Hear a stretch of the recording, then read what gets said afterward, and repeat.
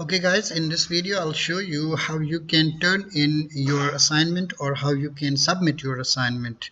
So for example, you have a subject. So here for example I am choosing this IT department as a subject, okay, and teacher has posted an assignment which is mentioned over here, right? And what you have to do is you will go and just view the assignment, and once you are there you can see this is the assignment, and the simple thing is that you download it. Once it's downloaded, it will be saved in your downloads, and there you go.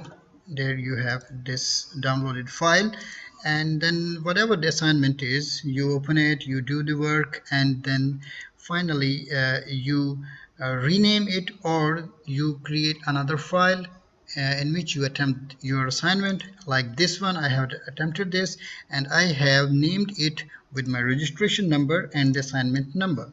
So that's it.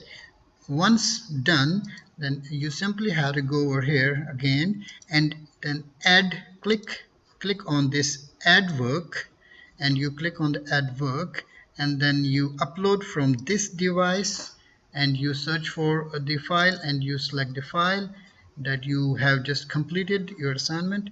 So you click on open, and then it's uploading and it's done. When it's done, on here on the right top, this is the turn in button.